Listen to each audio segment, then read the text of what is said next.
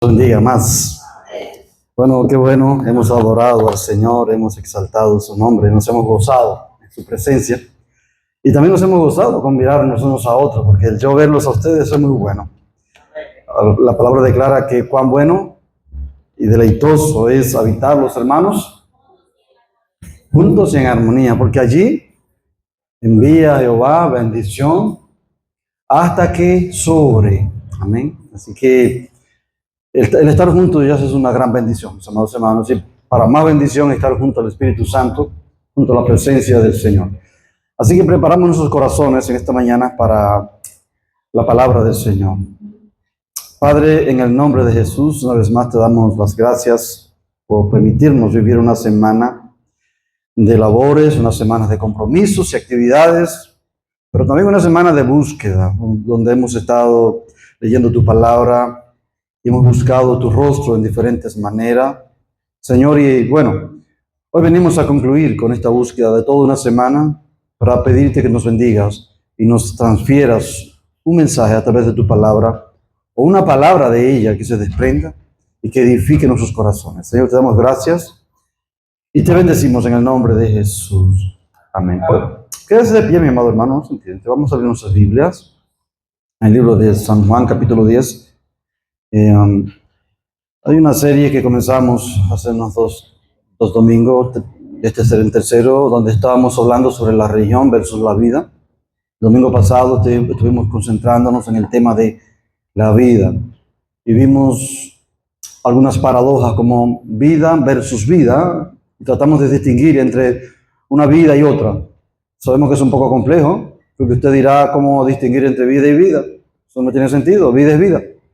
Porque hablábamos que en el idioma español existe una sola palabra para vida, pero en idiomas como el hebreo, el griego y el arameo existen palabras distintas para referirse a vida. Y es bueno conocer lo que pronuncian esos idiomas, porque de esos idiomas son el fundamento de la escritura. Por ejemplo, el griego, el hebreo y el arameo son el fundamento de la Biblia. Entonces, en algo es importante comprender algunas palabras que usan esos textos para referirse a la palabra vida.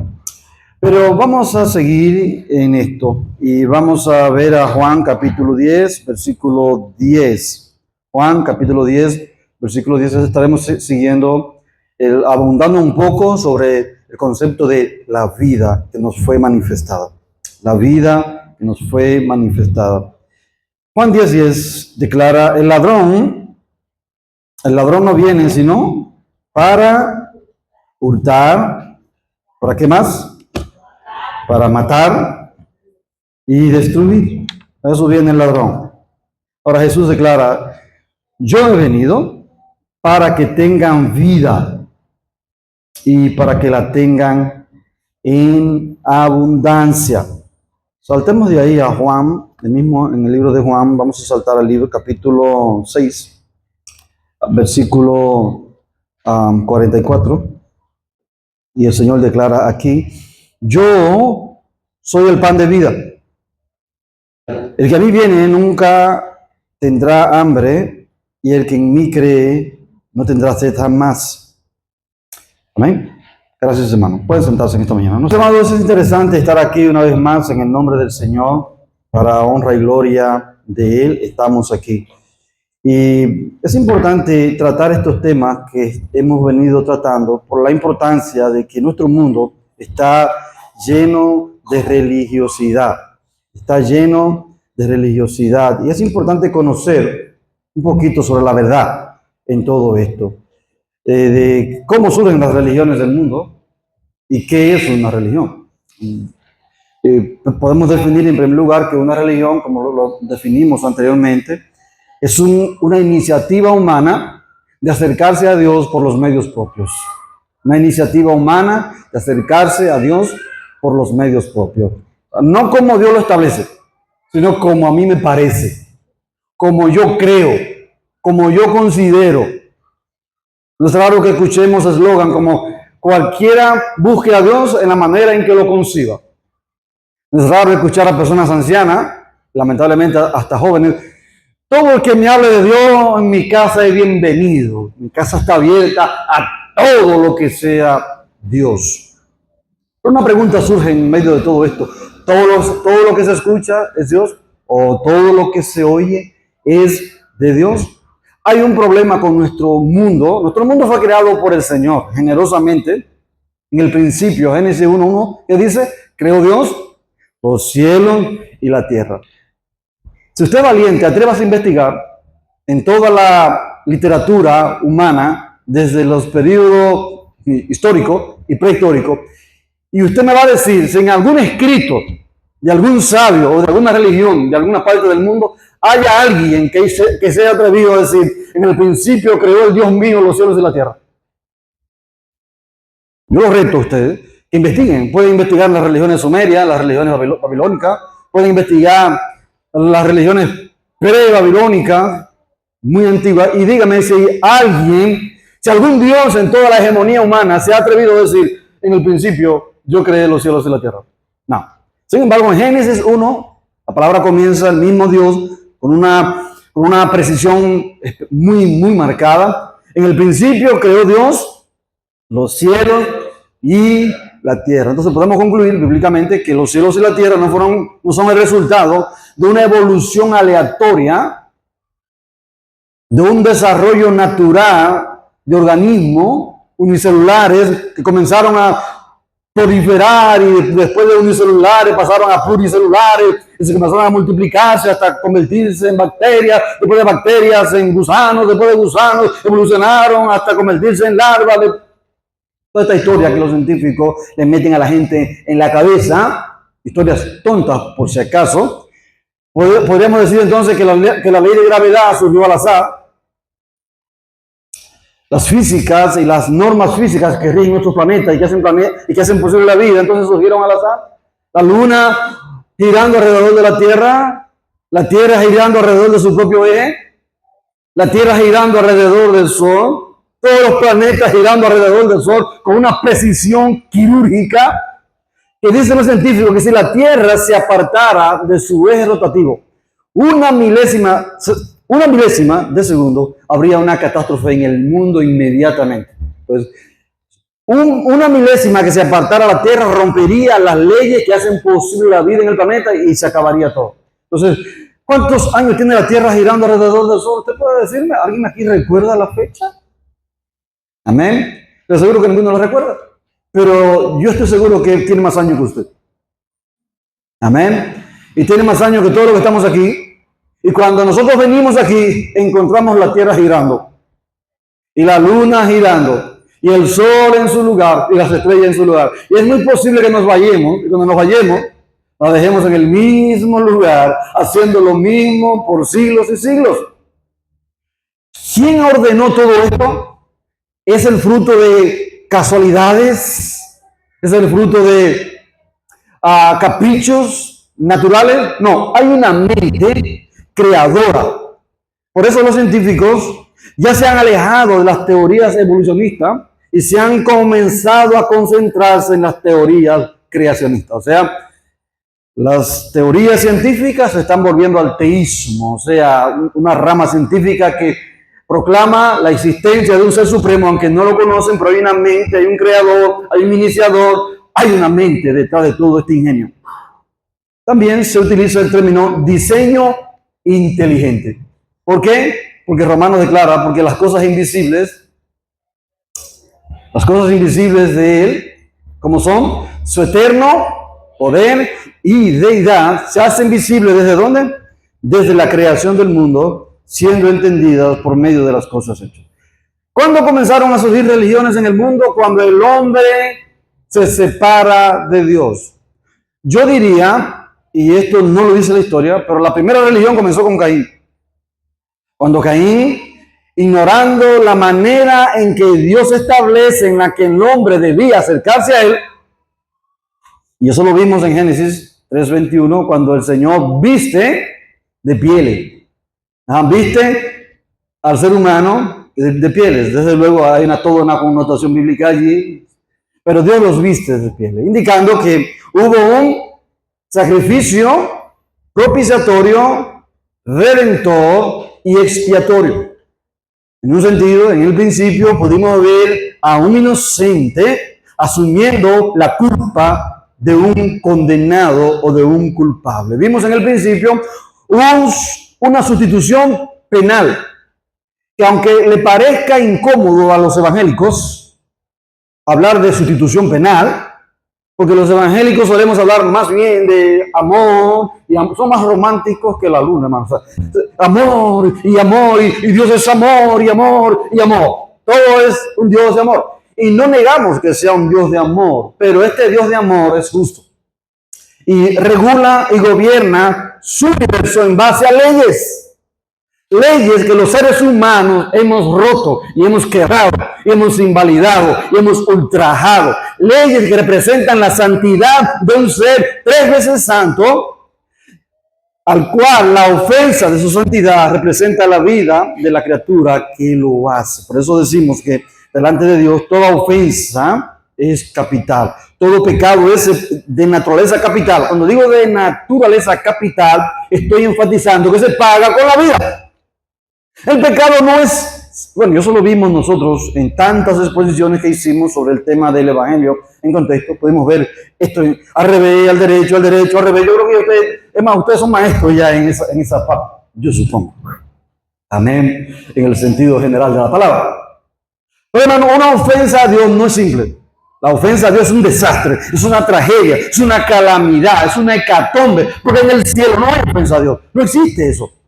El cielo es un lugar idílico, el cielo es un lugar de obediencia y sujeción a Dios. El cielo se gobierna en base al principio de la obediencia.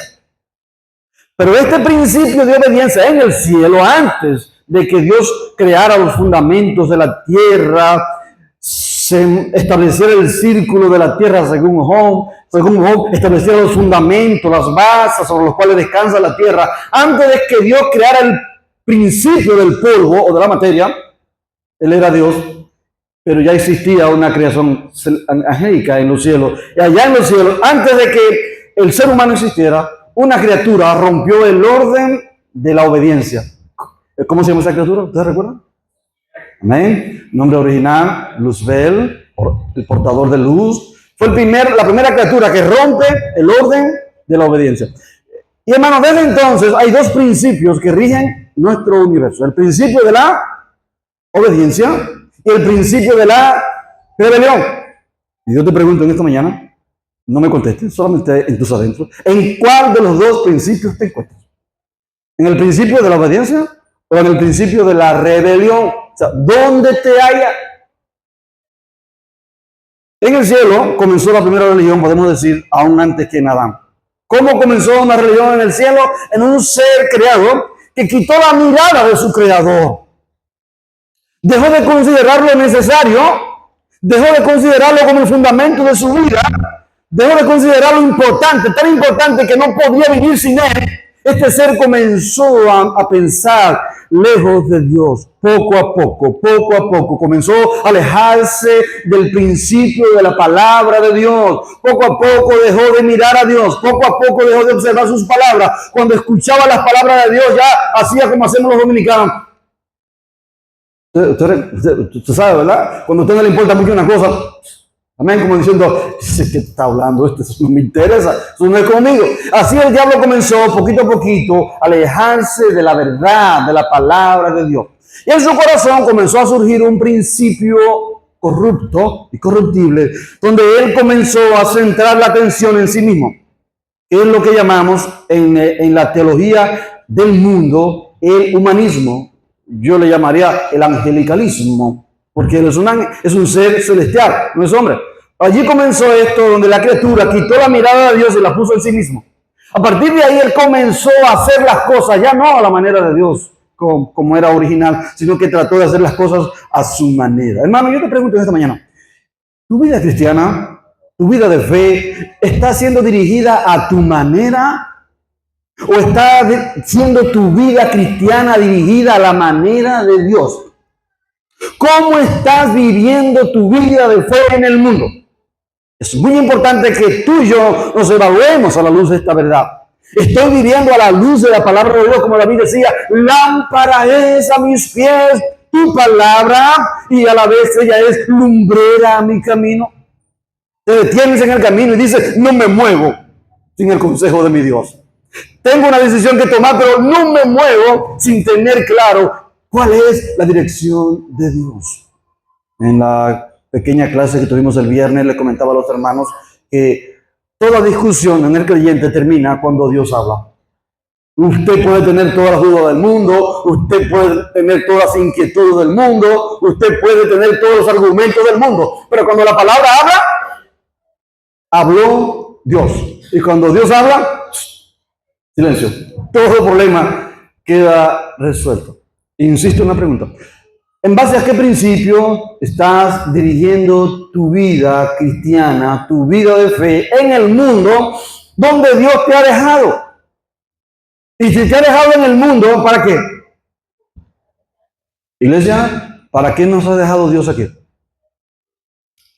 Les recuerdo, para ser luz del mundo y para ser sal de la tierra. Dos cosas. Tercera cosa, para ser los misioneros y misioneras del cielo en la tierra. Si recordamos, ya aquí estuvo el más grande de los misioneros.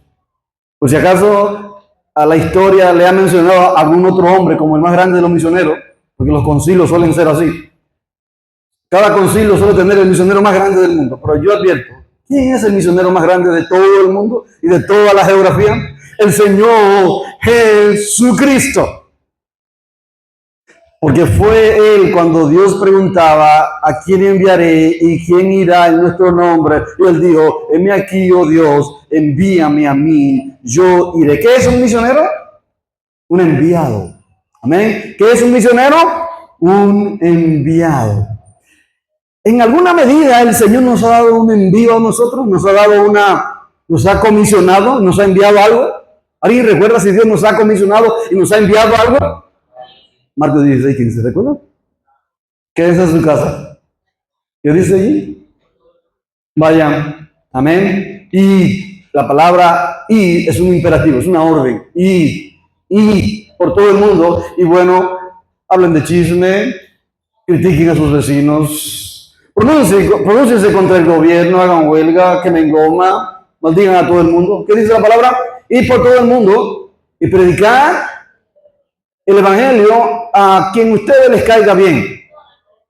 Si el vecino no le cae bien, mándelo para el infierno. Diga el hijo del diablo 7 veces desarraigado y no le predique el evangelio. No, nos dice predique el evangelio a toda, con excepción de los animales, ¿verdad? Porque ellos no le van a entender. Es difícil predicar el evangelio a un gato, a un perro o a una bestia. Pero en cuanto a seres humanos, se nos dice predique el evangelio a tu jefe, a tu profesor, a tu compañero de trabajo, a tu vecino, a tu amigo, a tu amiga, a tu socio, como tú le quieras decir, pero el evangelio debe ser llevado a todo el mundo. En un sentido hay una misionalidad que Dios le da al creyente. Y esta misionalidad comienza en Cristo. Cuando a él se le dijo, ve, Cristo vino y está aquí. Entonces, hermano, la religión comienza cuando un ser humano ignora el y de Dios, cuando un conglomerado ordena la orden de Dios, cuando subestimamos la palabra de Dios. Entonces, por eso decimos que la religiosidad, en primer lugar, comenzó en el cielo, porque fue en el cielo que se desató el principio de la rebelión. Hermanos queridos, este principio de rebelión, ¿en algún momento usted lo ha podido notar en usted en cierta medida? O sea, en cierta medida usted ha descubierto un rebelde en usted, no sé, en algún momento. Yo reconozco que aquí somos ángeles, hemos nacido del cielo y somos perfectos, pero por si acaso nada más, hermano, o sea, ha habido en usted un principio que usted ha detectado y dicho, no estoy siendo rebelde, o sea, me estoy rebelando contra el principio de la palabra, yo debo corregirme, no lo estoy haciendo bien. ¿Ha habido alguna vez? Me temo que sí, hermanos queridos, me temo que sí. ¿Cómo debe proceder el creyente cuando detecta en él esa condición o esa actitud? ¿Cómo debe proceder? Arrepintiéndose y volviéndose a Dios y reconociendo que está haciendo eso. ¿Satanás debía hacerlo en los cielos también? Sí, él pudo haberlo hecho. En un sentido, él debía hacerlo. ¿Pero qué hizo Satanás? No, se negó a hacerlo. Él siguió en su actitud. No porque yo soy así. No porque eso es lo que yo creo. No porque eso es lo que yo pienso. Y a mí nadie me saca de ahí porque eso es lo que yo creo. Y como yo lo creo, a mí hay que matarme. Es más, donde se mata la vaca se desuella. A mí hay que picarme porque eso es lo que yo creo. Yo nací así. Y nadie me cambia. Bueno, Enriquillo, quédese ahí mismo subido en su sierra. Quédese en su loma. Quédese ahí tranquilo. Pero si usted ha decidido abandonar el principio de la rebelión y adherirse al principio de la obediencia, yo les recomiendo venir al trono de la gracia como lo que usted es, como un rebelde pecador. Y hermano, estas palabras no son para ninguno de ustedes en particular, son todas para mí. Amén. Eso no tiene nada que ver con ustedes. Yo estoy hablando de mi propia condición humana. Soy un humano. Mi peor problema es ser humano. Porque mi humanidad tiene consigo un premio. Y es que hay una carne metida en ella. Y esta condición hace que yo sea hostil por naturaleza a la verdad de la palabra de Dios. No me quiero sujetar a normas, ni a principios, ni a leyes. En mi propio corazón yo quiero ser como un chivo sin ley. En mi propio corazón yo quiero ser como un caballo en la sabana, viviendo en libertad. En un principio humano uno quisiera vivir, bueno, mi vida es mía, yo la vivo como yo quiera y a nadie le importa. ¿Han escuchado personas que dicen eso? Pastor, no se meta con mi vida, porque esa es la mía, pastor. Viva la suya, controle la suya. Hermano, ¿tiene vida el creyente propia una vez que ha venido a los pies de Cristo? Un creyente que es hijo de Dios, que ha sido comprado y adquirido a precio de sangre, ¿tiene libertad de hacer lo que quiere con su vida? Hermano, debemos entender que hemos sido rescatados de nuestra vana manera de vivir para ser ahora siervos. ¿Usted entiende lo que significa el concepto siervo? Amén. Siervo. ¿Para qué existe un siervo?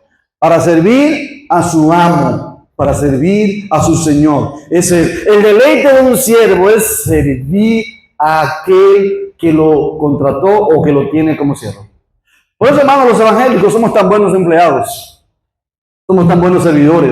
En las empresas no vivimos comiéndonos a gente por la espalda, no vivimos crucificando a los supervisores por la espalda, no vivimos acabando con el gobierno por la espalda, no vivimos comiendo una actitud, sino que los creyentes nos caracterizamos por una actitud de servicio. Y en las empresas donde trabajamos siempre estamos dispuestos a ir una milla más, porque nos conduce un principio de servir, de servir. Hermano, esta es la cualidad número uno de todo aquel que está bajo la autoridad del Señor. El salmista David declara: el que habita bajo la sombra del Altísimo morará bajo la sombra del Omnipotente. ¿Sabe usted por qué los judíos usan la kippah? ¿Ustedes han visto a los judíos? ¿Se han preguntado usted por qué usan ese sombrerito negro arriba en la cabeza? Mucha gente no sabe por qué. Pero la kippah es un símbolo de ese salmo que dice: el que habita al abrigo del Altísimo morará bajo la sombra del Omnipotente. Los judíos entienden que con ese aparatito ahí, con esa telita, ellos están bajo la sombra de la presencia de Dios. Es un simbolismo de la presencia de Dios para ellos. Para un judío eso es sagrado porque representa la presencia de Dios. Para la iglesia eso no tiene mucho sentido. Amén. Porque para la iglesia la presencia de Dios existe en el espíritu del creyente, en lo profundo de su ser. Y la autoridad suprema y la norma de vida de todo creyente es la palabra perfecta, augustísima y plenaria de Dios. O sea, la palabra de Dios es nuestra máxima autoridad. Entonces, los creyentes no somos rebeldes. Si usted se identifica como un rebelde y usted entiende que para todo usted es de las personas dominicanos que para todo tienen un menudo y una respuesta, hay que revisarnos. Amén. Hay que revisarnos. Hay gente que no dejan hablar a nadie, son abogados, se defienden en todo y de todas maneras siempre tienen la razón. Hay un problema ahí, hermanos queridos. Tiene que haber un momento en tu vida donde tú hagas un stop, un espacio para pensar lo que estás escuchando o pensar lo que se está diciendo. Si lo que está llegando a tu vida tiene como fundamento la palabra de Dios y en tu corazón identifica que es conforme a la verdad de Dios, aún venga de un niño de 3 años o de 5 años, debes considerar respetar la palabra de Dios. Hermano, ¿qué tanto respetas la palabra de Dios? ¿Qué tanto respetamos la palabra del Señor? Porque es muy fácil nosotros vestirnos de una religión sacrosanta, vestirnos físicamente como cristianos, peinarnos como cristianos, adornarnos como cristianos. Amén. Y salir a la calle que la gente diga, ese es un cristiano, mira cómo se viste, qué ropa, qué traje, qué falda, se lleva hasta los vidrios del suelo. ¿Qué mujer? Esa es un ángel. Usted podrá crear todo este entramado, pero si su corazón está lejos de la obediencia a Dios, toda esa trama de apariencias es inútil y no representa nada delante del Señor. El Señor no manda a las mujeres a vestirse con ornatos y atractivos externos. Lo que Dios manda a toda mujer y a todo hombre es el ornato de un corazón humilde. De un corazón humilde. ¿Qué es un corazón humilde? Un corazón que da 2 pasos atrás y dice, Señor, tienes razón. Tienes razón, Señor. Tienes razón. Estoy de acuerdo contigo en lo que dices. Señor, tú tienes razón. Yo no estoy bien. Oh, yo he pecado contra ti y he pecado contra el cielo. Señor, yo he fallado, he hecho lo incorrecto. Señor, aquí estoy. Eso es humildad, hermano. La humildad no es una actitud, la humildad no es una apariencia. Hay gente que usted lo ve que son muy tranquilos, que esa es su naturaleza, es su carácter. Hay gente que son flemáticos, que no hablan mucho, y usted le dirá, qué tipo, qué paciencia que tiene, ¿verdad? Qué hombre más paciente, se le ve en el semblante, hasta que usted no lo tiente. Amén. Hasta que usted no lo tiente y no quiera usted ver a un callado revolteado. Amén, porque son peligrosos, son peligrosos. No tanto el callado como el que es muy hiperactivo conservan la misma condición. Son seres humanos y tienen una carne. El problema es que están ahí. No confunda la humildad con la forma de vestir, con la forma de hablar, con la forma de aparentar, porque eso no es así, hermano. Jesús habló con respecto a esto, por sus frutos los conoceréis, por sus frutos. Entonces la humildad no se aparenta, la humildad da frutos. Amén. Y se puede ver cuando usted es confrontado por la palabra de Dios a través de alguien y usted reconoce y dice, sí hermano, o sí hermana, o sí pastor, o sí mi líder, o sí querido hermano, tienes razón en lo que dices, me someto a la palabra del Señor. Lo que me está diciendo es bíblico. Yo reconozco mi error y yo pido perdón. Pero en el mundo en que vivimos, la palabra perdón no existe. Y mucho menos la palabra me arrepiento. Todo el mundo, mire hermano, la gente aquí a veces prefiere morir antes de reconocer un error. Porque para un ser humano reconocer un error es reconocer debilidad, vulnerabilidad. Y la gente lo que quiere aparentar es que el fuerte, como dice por ahí el merenguero este que se llama, ¿cómo se llama? Omega, amén. El fuerte, aquí estoy el poderoso, yo soy el que infalible, el que no fallo. Hermano, ¿somos el fuerte? La Biblia declara que el único fuerte y el fuerte verdadero es el gran yo soy. Se le llama la roca, el fundamento inconmovible de los siglos. Él es, según la etimología bíblica, el fuerte. Así que cuando usted ve a Omega por ahí, diga, tú no eres fuerte, hermano. El fuerte es Dios. Amén. El fuerte es el Dios de Abraham, el Dios de Isaac, el Dios de Jacob. Bájate de que tú eres total debilidad, pero completa debilidad. Eres polvo. Yo sé que usted no se lo va a decir, pero hermano, es lo que debería decírsele a todo aquel que se considera antagónicamente muy fuerte. Satanás en los cielos se consideró el fuerte, ignorando que el fuerte estaba sentado en el trono y era omnisciente, omnipresente, omnipotente, eterno y para el colmo, soberano. No estamos hablando de cualquier ser. Estamos hablando de aquel ser sublime y que está fuera de la comprensión hasta de los ángeles. Me temo, hermano, y voy a ser respetuoso con esto. Es muy posible que la iglesia conozca más de Dios que los ángeles mismos. La iglesia, usted dirá, pastor, los ángeles están allí. Hay un conocimiento de Dios en las Escrituras que se llama, según la teología del apóstol Pablo, el misterio de Dios, que no fue revelado ni a los ángeles ni a los antiguos testamentarios, sino que fue reservado para traerlo exclusivamente a la iglesia. La iglesia por pacto y por naturaleza tiene un conocimiento de Dios que no tienen los de arriba. Porque los de arriba vieron a Dios cuando lo vieron en la tierra. Cuando lo vieron caminando en el mundo, fue la primera vez que los ángeles, Juan dice, visto de los ángeles. O sea, en los cielos nadie vio a Dios. Porque Dios en los ángeles habita en su forma divina. Y en su forma divina habita en luz inaccesible. El término inaccesible quiere decir que nadie entra.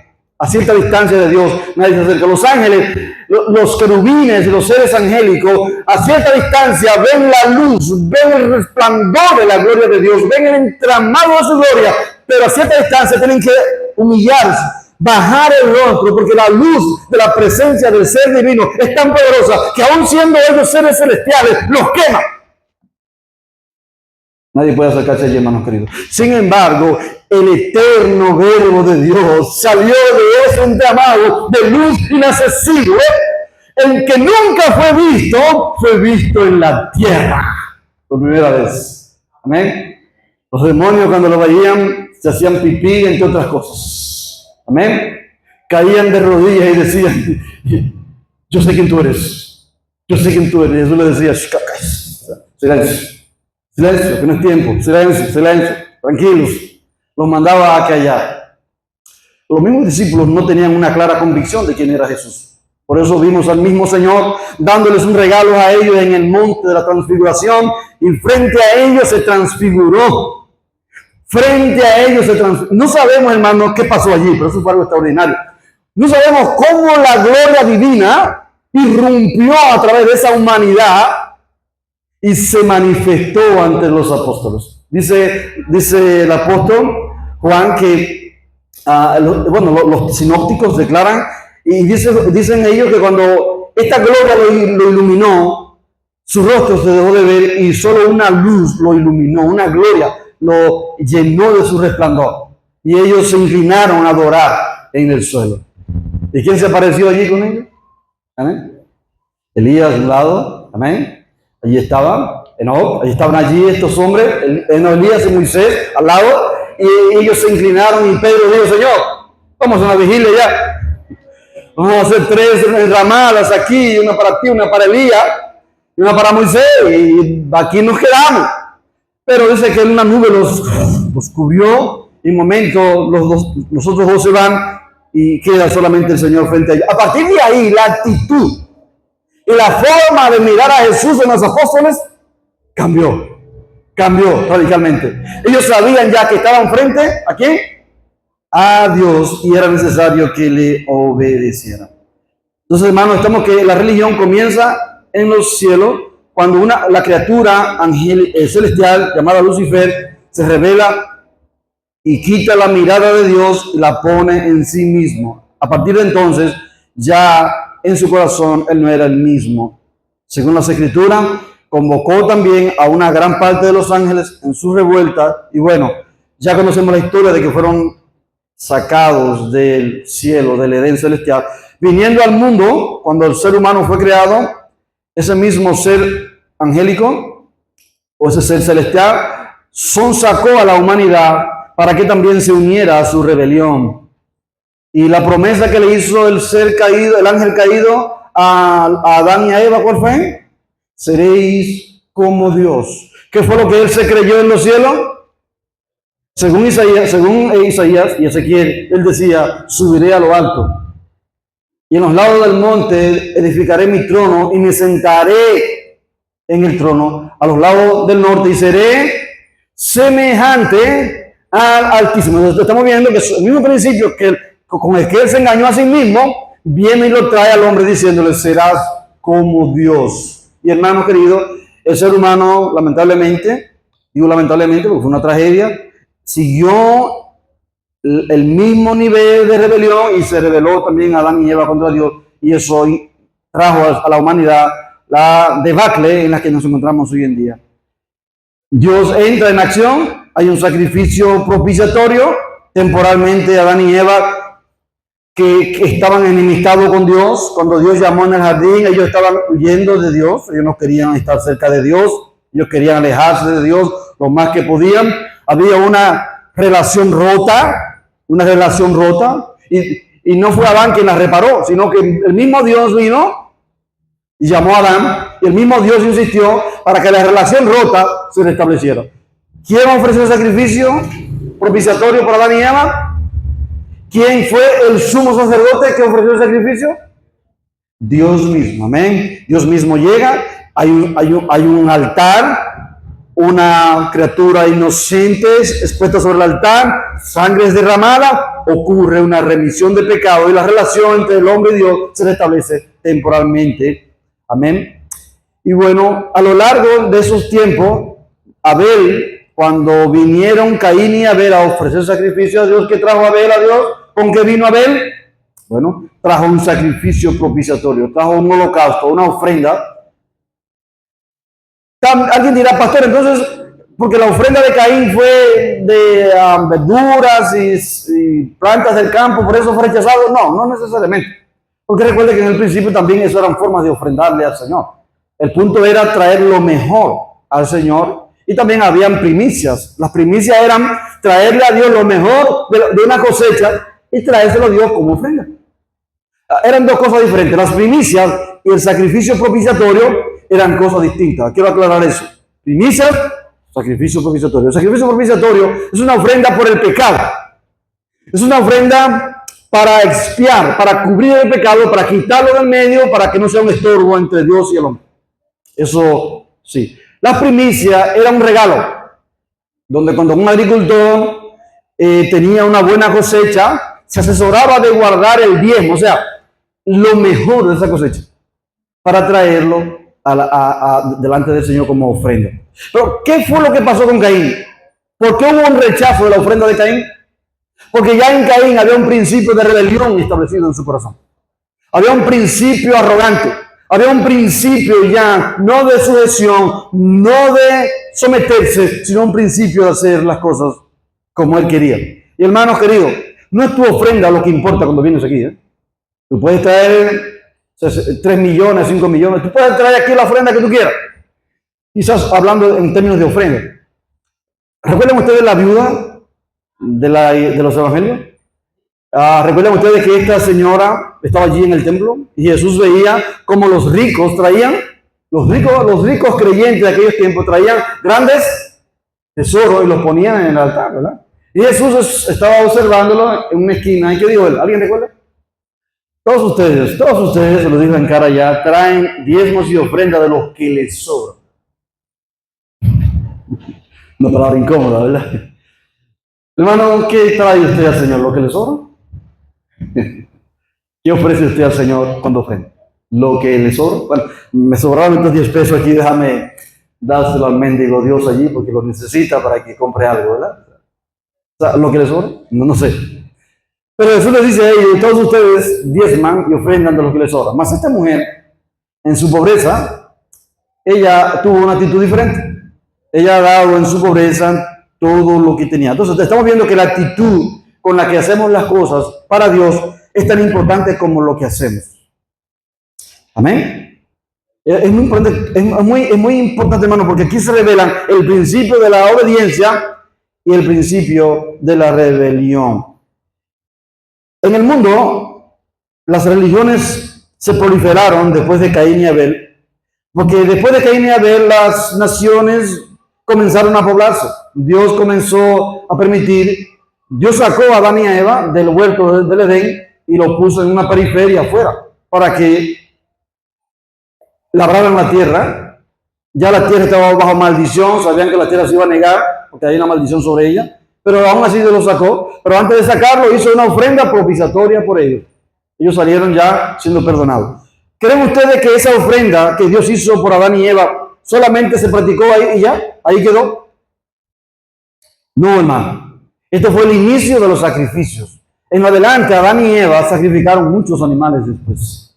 Porque cada vez que el pecado entraba en escena.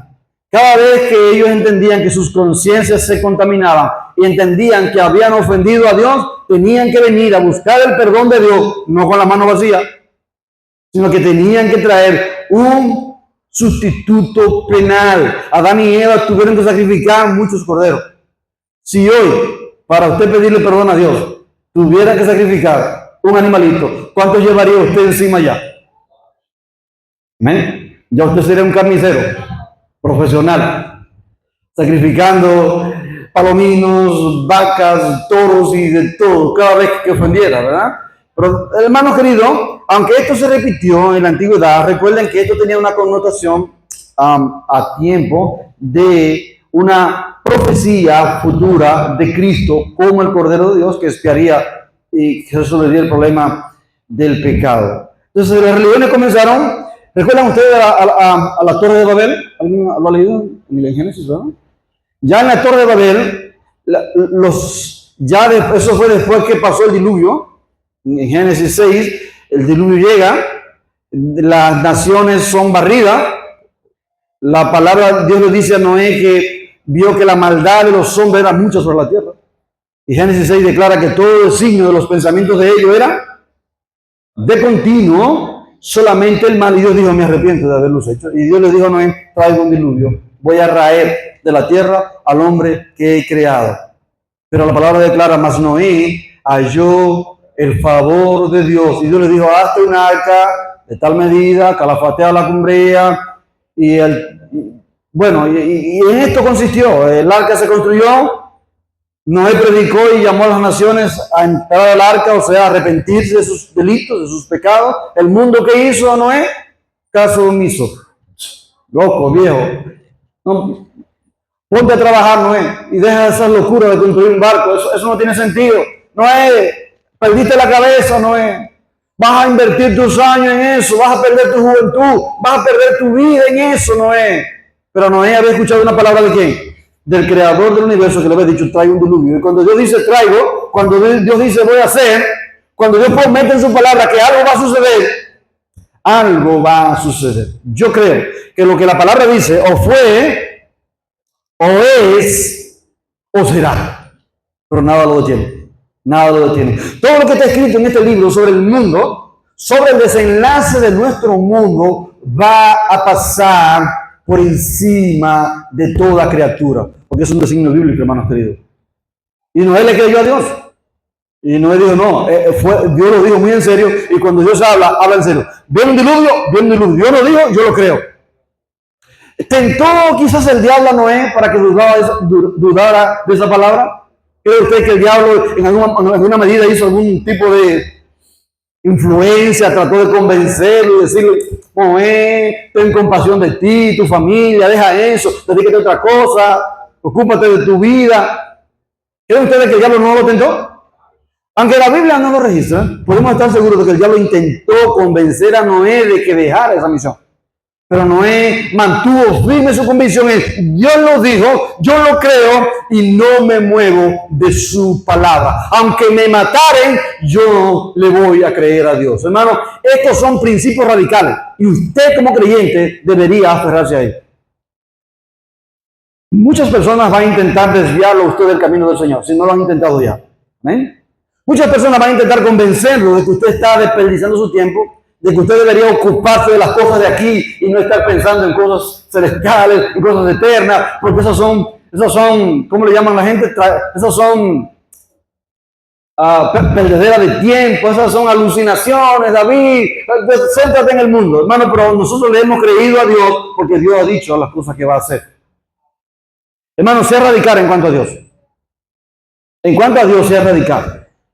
Cuando alguien lo quiera convencer y apartar a usted de la verdad de Dios, sea radical y mantenga siempre firme una posición clara en cuanto a la verdad. No negocie con la palabra de Dios. Noé lo hizo así. ¿Y qué pasó? Bueno, el diluvio vino. ¿Cuántos murieron? La Biblia no registra el número, pero murieron cientos de miles de personas, quizás millones ya para esa época. Habían sobre la tierra mucha gente. Habían ancianos, sí. Habían niños, habían hasta neonatos, había de todo. en este mundo. ¿Pero por qué fueron destruidos? Los hermanos no escucharon la advertencia de Dios, no escucharon el ultimátum de Dios de arrepentirse y de volverse de sus malos caminos. 100 y tantos años estuvo Noé advirtiendo. Noé predicaba una religión.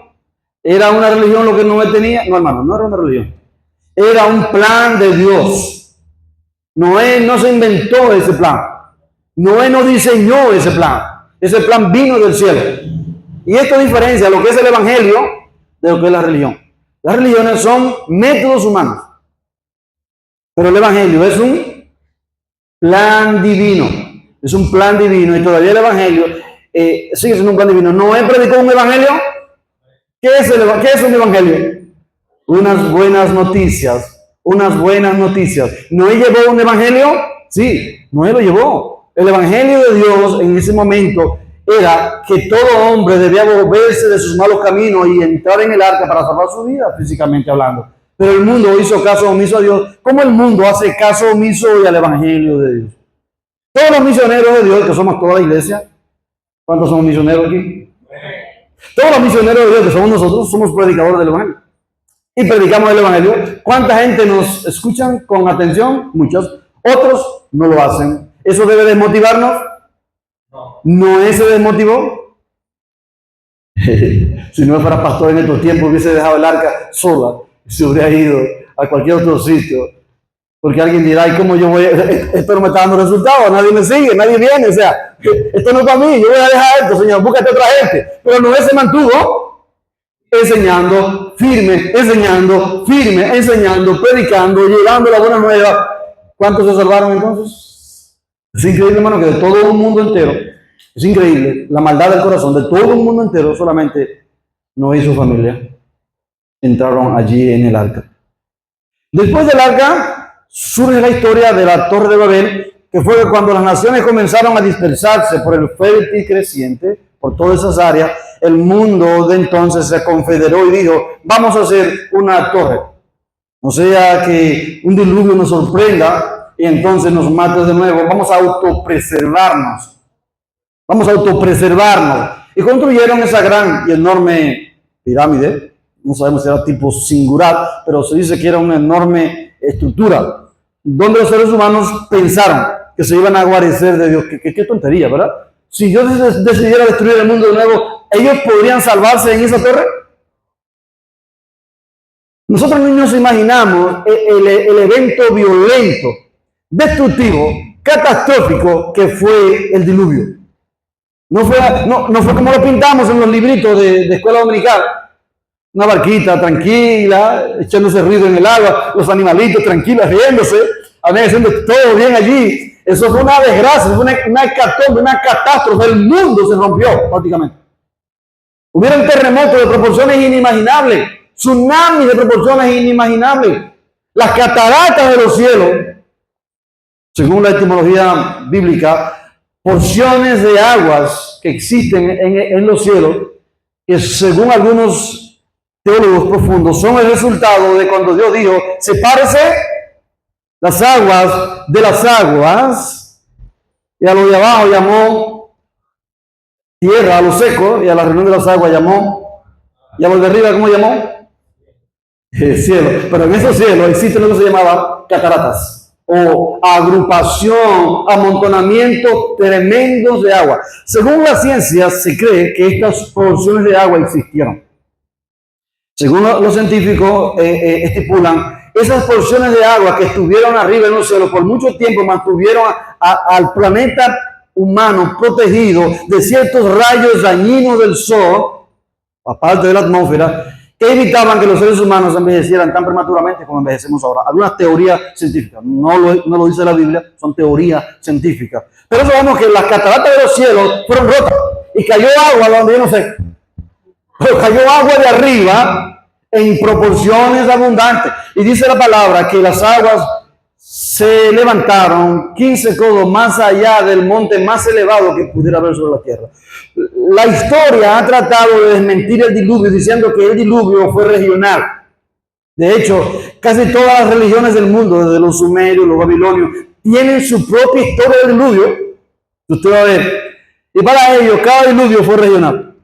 Hubo un diluvio aquí, un diluvio allí, fue algo regional. Pero la Biblia es el único libro que habla de un diluvio universal. Pero es importante que cada civilización tenga su idea del diluvio, porque eso indica que hubo un diluvio. Amén. O sea, la historia no nos deja mentir.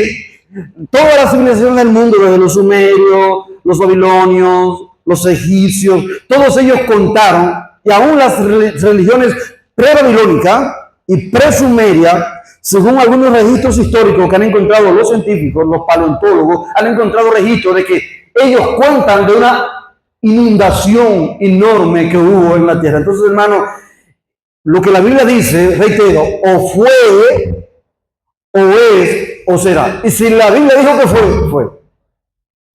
fue. Amén.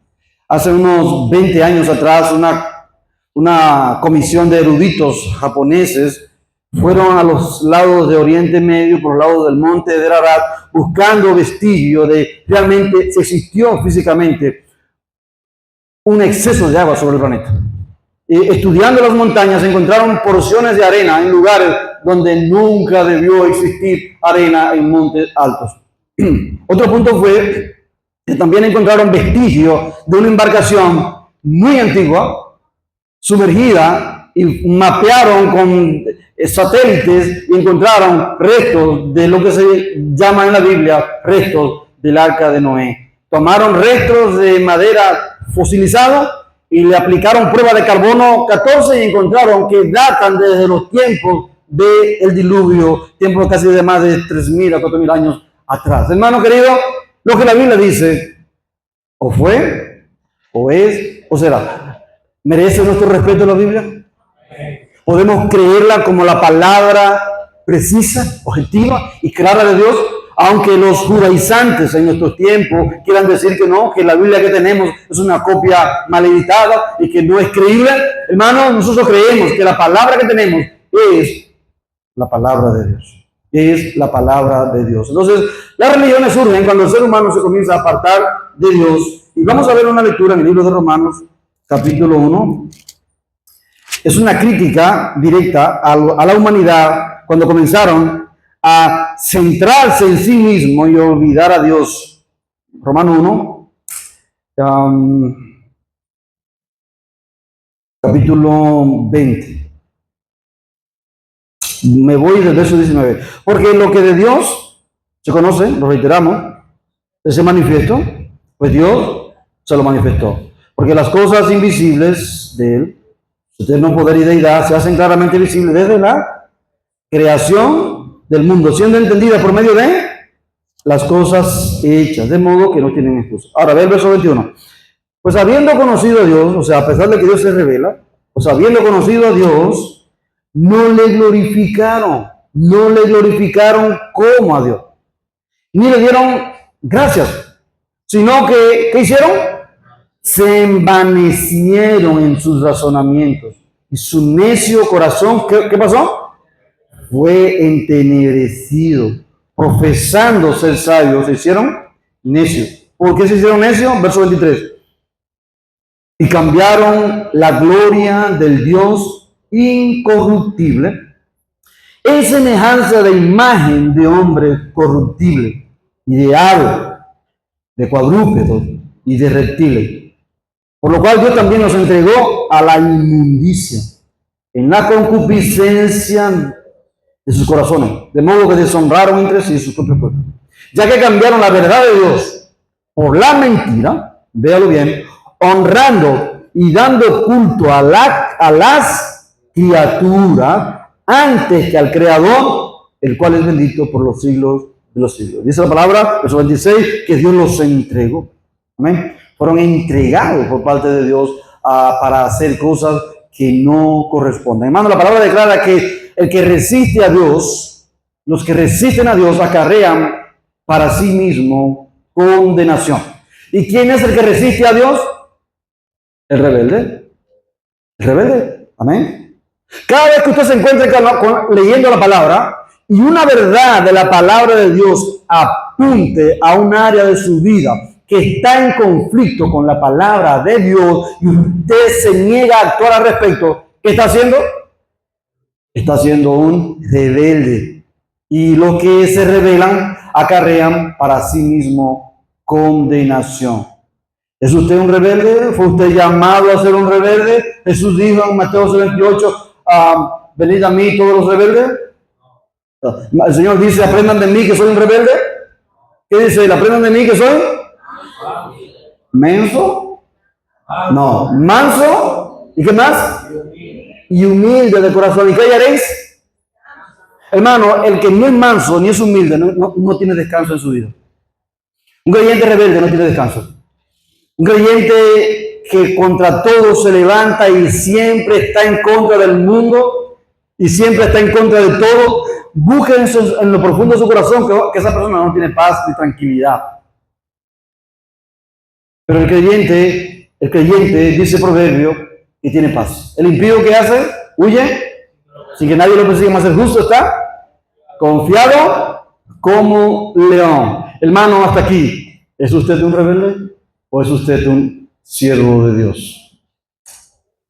Es bueno que nos definamos hasta aquí, hermanos, porque cuando entramos al punto de hablar de vida, tenemos que entender que Jesús dice en su palabra que el enemigo vino ¿para qué? Él ha venido para robar, matar y destruir. ¿Quién es el que viene a matar, robar y destruir? El rebelde, el enemigo, el opositor, el que resiste toda verdad de Dios. Y hermano, quiero ser quirúrgico con esto con usted. Quiero ser quirúrgico en eso con usted, con cada uno de ustedes y conmigo. Hermano, yo les suplico en el nombre de Jesús, quiero ser honesto con usted. No resista la palabra de Dios. La palabra de Dios no está para ser tu coaching o tu consejero simplemente. La palabra de Dios está para ser tu gobierno. Si hasta aquí tú has tenido la palabra como un coach, como un asesor, el cual te dice lo que tú podrías hacer, pero tú haces lo que te da la gana, o sea, si hasta ahora la palabra ha sido un simple asesor, arrepiéntete. En nombre del Señor. Cambia de bando. Cambia del bando de los rebeldes y hoy en día, según Hebreos 4:16, acércate al trono de la gracia para alcanzar misericordia y hallar gracia, hermanos queridos. Ve en qué eres un idólatra. Analiza tu vida y ve dónde estás erigiendo ídolos. ¿Cómo te vas a dar cuenta que hay un ídolo en tu vida? ¿Cómo tú vas a identificar eso? Cuando alguien ocupa cuando alguien ocupa tus pensamientos, tus sentimientos y tu corazón por encima de Dios, esa persona o cosa ya para ti es un ídolo y estás cometiendo pecado de idolatría. Y para Dios el pecado de idolatría es grave. Y hermano, en su palabra, no tendrás, el primer mandamiento es eso, no tendrás dioses ajenos delante de mí, no te inclinarás a ellos, no los adorarás, no los honrarás, porque yo soy tu Dios. ¿Sabía, hermano, que tus propios deseos pueden convertirse en un Dios para ti?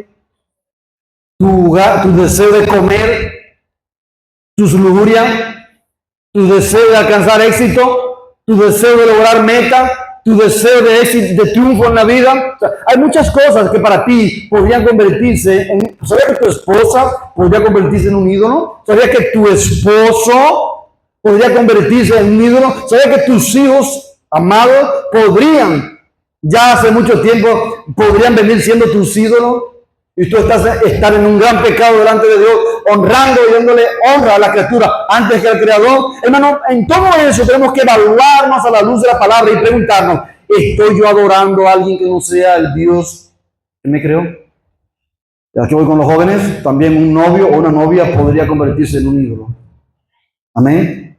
¿Qué otra cosa podría convertirse en un ídolo? Tu celular, las redes sociales, Facebook, Twitter, Instagram, el santo WhatsApp, amén, entre otras que tenemos entre otras situaciones que tenemos hoy en día. Todo lo que acapara, todo lo que desvía tu atención de Dios como el primero en tu vida es tu ídolo. Hermano, tenemos que arrepentirnos.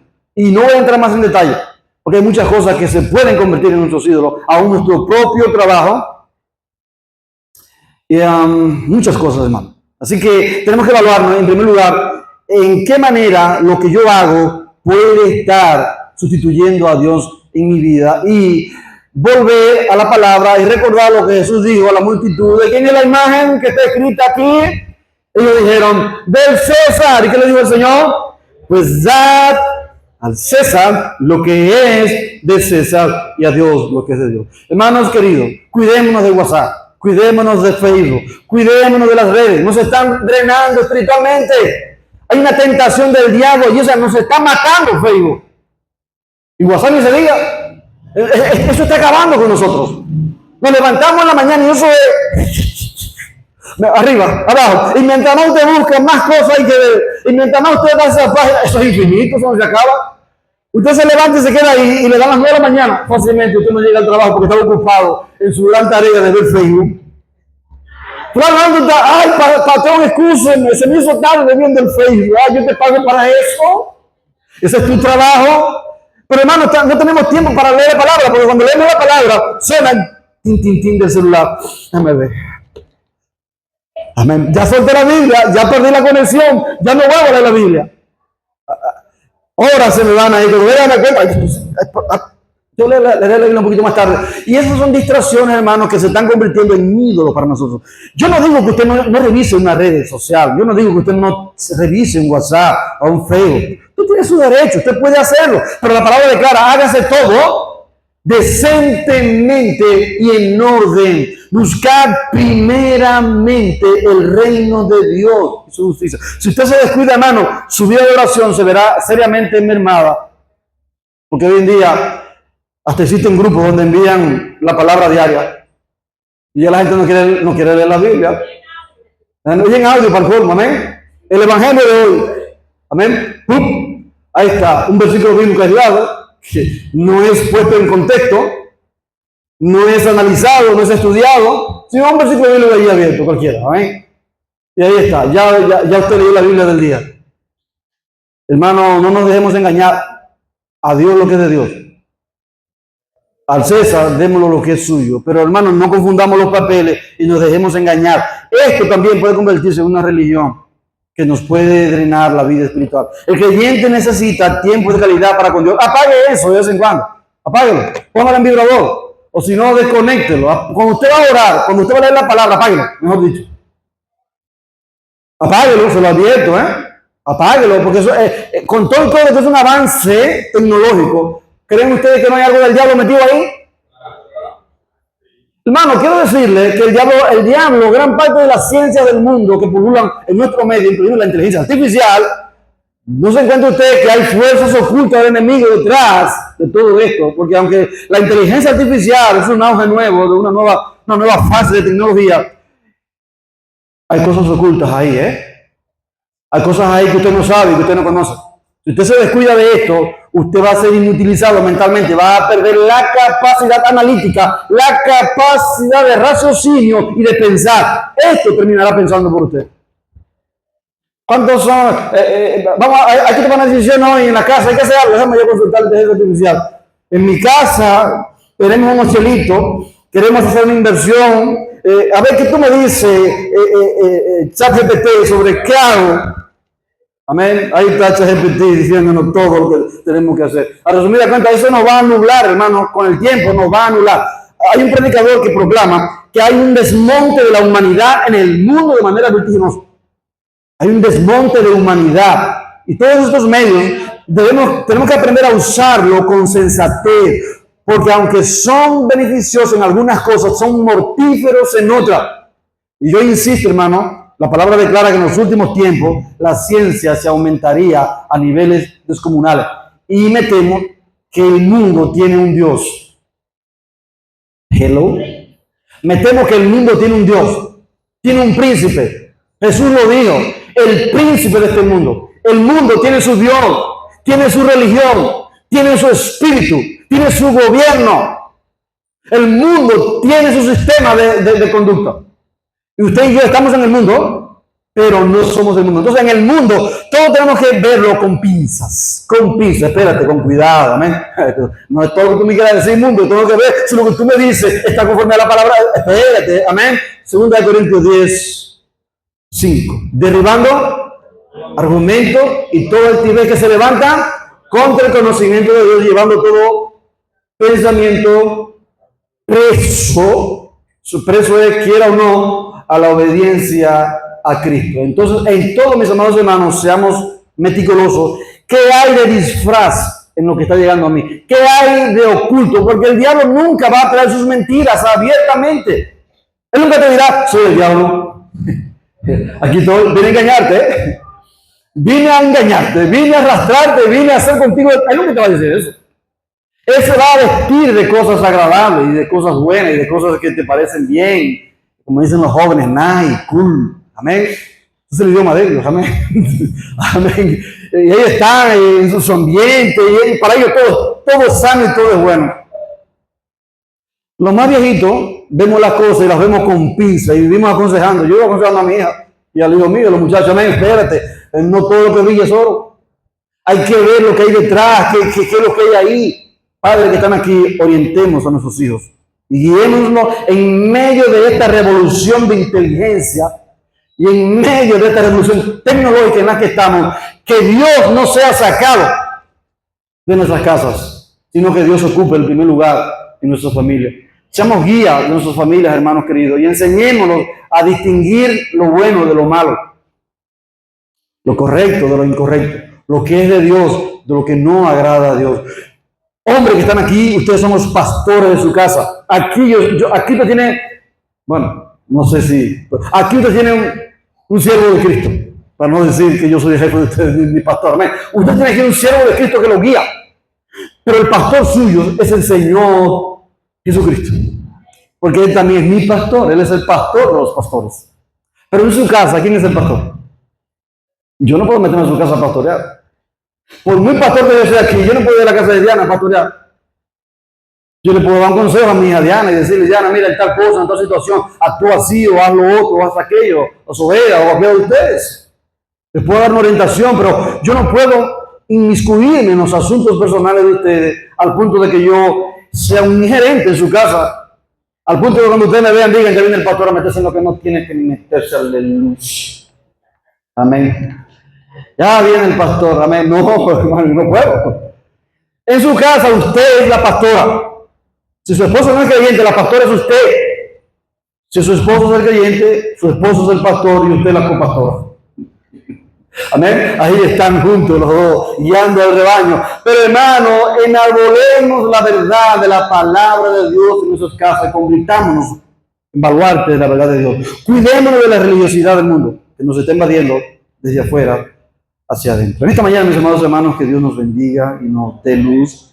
Hemos visto un contexto sobre lo que está pasando con nuestro mundo y hemos visto el contexto histórico de dónde comenzó este problema de apartarse de la verdad de Dios, y todo comenzó con una criatura celestial que quitó la mirada de Dios, la puso en sí misma y se creyó ser su propio Dios y comenzó a gobernar su vida en base a sus propios principios y no en base a la palabra de Dios. Todo lo que se levanta contra Dios se constituye en un ídolo. Y en 2 Corintios 10:5 nos dice que debemos derribarlo sin contemplaciones. Todo lo que se levante contra la verdad de Dios en mi vida tiene que ser levantado. Llámese, aunque sea bueno, aunque me produzca placer, aunque me resulte agradable, si se levanta contra la palabra de Dios con el dolor de mi alma, debo derribarlo. Aunque se vea bonito, aunque me guste, aunque sea agradable, aunque sea placentero, si está contra la palabra de Dios, debo abandonarlo, hermanos queridos. De lo contrario, entonces estaré erigiendo un Dios, y ya tengo un contexto bíblico en el libro de Romanos, que cuando las personas olvidan a Dios, Dios los entrega. ¿Los entrega a qué? A sus bajas pasiones, los entrega a su concupiscencia, los entrega al mundo, los entrega en manos de las tinieblas. Y hermano, usted no espere que Dios haga eso con usted. Si usted entiende hasta aquí, que usted hasta ahora ha tenido muchos ídolos, y tiene muchos ídolos, y necesita abandonar esos ídolos, hoy es un buen día para que usted se arrepienta. Y ponga su vida a cuenta con Dios. Y dígale al Señor, Señor, he hecho ídolos. Tengo ídolos. Señor, traigo mis ídolos delante de ti. Haga como hicieron los profetas en la antigüedad. Traiga sus ídolos y quémelos en la presencia del Señor. Quémelo. Destrúyalo. No deje un solo. Todo lo que el Espíritu de Dios le convence que es un ídolo en su vida, quémelo. Derrúmbelo. Todo altar. Tíralo al suelo. Y vuelva a colocar a Dios en el centro de su vida. Usted dirá, pastor, ¿cómo quema un ídolo que está en mi mente? Bueno, ¿cómo usted lo quema? Reconociéndolo y trayéndolo a la presencia del Señor. Señor, este es mi ídolo. Este es mi ídolo. Míralo aquí, Señor. Y yo he pecado contra ti. Señor, me arrepiento. Eso es una manera de quemar los ídolos que están en nuestras mentes. Padre, te damos gracias en esta mañana. Esto es un tema espinoso, Señor, porque son temas que son sensibles a una humanidad que disfruta su libertad. Una humanidad que no quiere normas de ningún tipo. Una humanidad donde todo el mundo es jefe, todo el mundo es presidente, todo el mundo es jefe de las Fuerzas Armadas, todo el mundo es jefe del ejército, todo el mundo tiene una cuña, todo el mundo está pegado, todo el mundo quiere hacer lo que quiere. Señor, como iglesia nos conducimos en base a un principio que se llama el principio de Cristo, el principio de aprender de mí, que soy manso y humilde. Padre, como creyentes, permítenos vivir en este mundo con la mansedumbre de Cristo, con la humildad de Cristo. Que aun cuando nos encontremos llevándonos un semáforo en rojo y las autoridades nos paren, podamos decir ante la autoridad: sí, usted tiene la razón, yo he faltado, me llevé ese semáforo en rojo y yo estoy aquí, asuma usted lo que yo me merezco porque yo he fallado. Pero no solamente frente a un semáforo en rojo, cuando he violentado a un hermano, cuando he dañado a una hermana, cuando he ofendido a alguien, seamos capaces de decir: sí, mi hermano, te he ofendido, perdóname. Pero también, Señor, delante de ti, cuando hemos pecado contra tu palabra, cuando nos hemos rebelado contra tu palabra, podamos decir: sí, Señor, me he rebelado, me he hecho ignorante, he obviado tu consejo, Señor, me arrepiento, perdóname. Señor, ayúdanos, porque aún estamos en el cuerpo, aún estamos en una carne, aún estamos rodeados de debilidad. Ayúdanos, Señor, a sujetarnos a ti y que no existan ídolos en nuestras vidas, sino que tú seas el único Dios verdadero de nuestras vidas, el único Señor, el único soberano, el único Rey, el único delante del cual nos doblamos nuestras rodillas y exaltamos, el único amante, el único amor puro, el único amor verdadero, el más grande amor de nuestras vidas, Señor, el más grande deleite de nuestras vidas, seas tú, oh eterno Dios. Ayúdanos, Señor. Te pedimos por lo que estamos aquí, también te pedimos esto por los hermanos que están en sus casas y quizás luchan con estas mismas situaciones. Señor, en todo te pedimos que nos ayudes en el nombre de Cristo Jesús. Amén y amén. Dios bendiga, mi amado hermano. Denle un aplauso al Padre, al Hijo y al Espíritu Santo.